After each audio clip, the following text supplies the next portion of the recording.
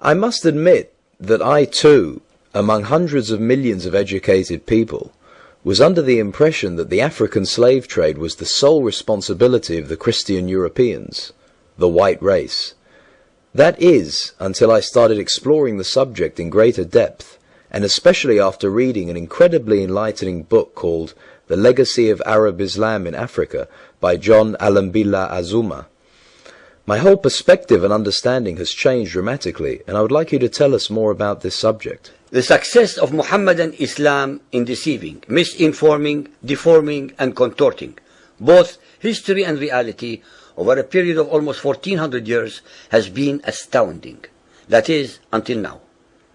The greatest tragedy about this particular subject is that most of the descendants of African slavery, the black people in the Americas, around the world, as well as among the African blacks, are totally ignorant of the actual facts. Before we lose the concentration of our listeners, I would like to make the following statement and then prove it. That the worst, most inhumane and most diabolical institution of the black African slave trade was initiated, refined, perpetrated, and implemented by the Mohammedan Arabs and later aided and abetted by the black converts to Mohammedan Islam.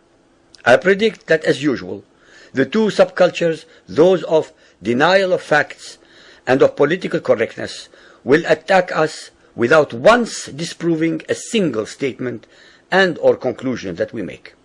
Slavery was not created by the white races, because it has existed throughout human history and practiced by every tribe, culture, civilization, racial group, and religion.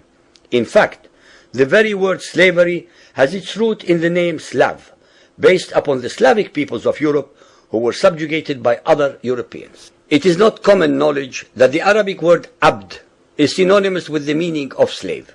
For example, Abdullah means literally the slave of Allah, and that in the language of the Arabs, all black peoples are called abid, plural, for slaves.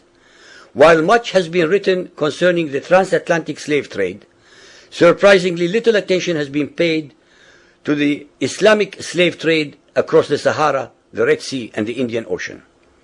While the European involvement in the African transatlantic slave trade to the Americas lasted for just over 3 centuries, the Arab involvement in the African slave trade has lasted 14 centuries, and in some parts of the Mohammedan world is still continuing to this day. The birth of Mohammedan Islam and its conquests brought about the birth of institutionalized, systematized, and religiously sanctioned slave trade on a massive and global scale. In fact, the Quran allows the taking of slaves as booty or reward for wars of aggression against any and all unbelievers, most of the human population. This has led to an enormous number of so-called holy wars, jihad in Arabic. There was and is absolutely nothing holy about these wars, which are primarily to plunder, slaughter, rape, subjugate, and rob other human beings of their wealth, produce, freedom, and dignity. Mohammedan Muslim states and tribes attacked other non-Muslim groups to achieve these objectives. Although Islamic jurisprudence laid down regulations for the treatment of slaves, however, incredible and heinous abuses have occurred throughout the history of Mohammedan Islam.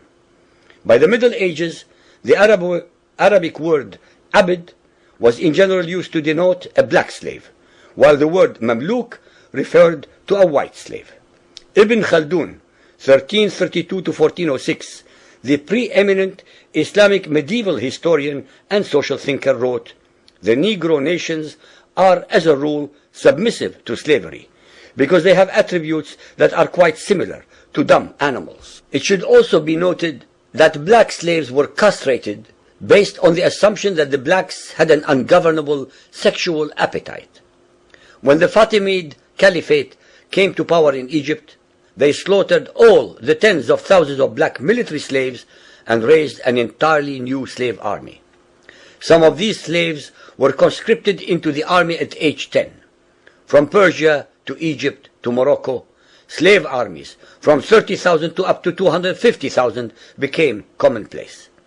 The Islamic slave trade took place across the Sahara Desert, from the coast of the Red Sea, and from East Africa across the Indian Ocean. The Trans-Sahara trade was conducted along 6 major slave routes. Just in the 19th century, for which we have more accurate records, 1.2 million slaves were brought across the Sahara into the Middle East, as well as a further 450,000 down the Red Sea and 442,000 from the East African coastal ports. That is a total of 2 million black slaves, just in the 1800s. At least 8 million more were calculated to have died before reaching the Muslim slave markets.